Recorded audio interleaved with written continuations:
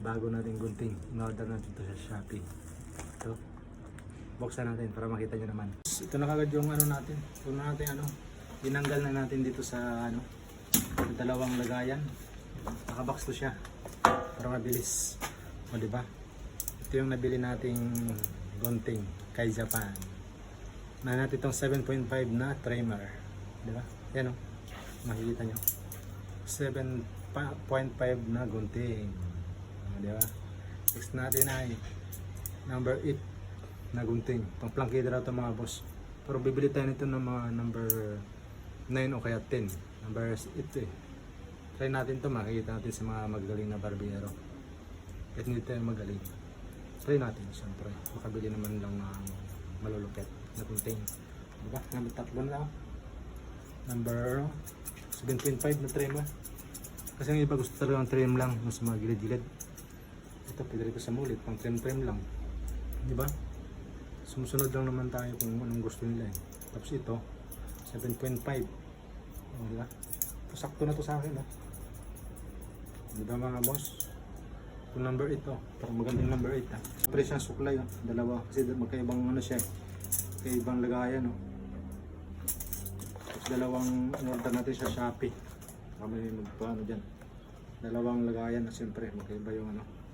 Malaki nga talaga ito mga boss yung ano. Makita nyo naman. Number 7.5. Number 8.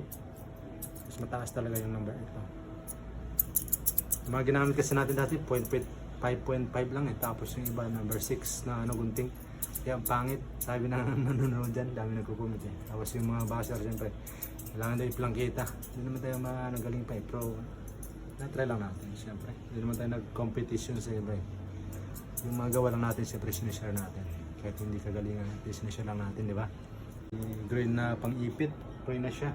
Kaya ba ito sa ng lagayan? Pagka wala ka siguro ng ginamit kang pera, ilalagay mo siyempre dito.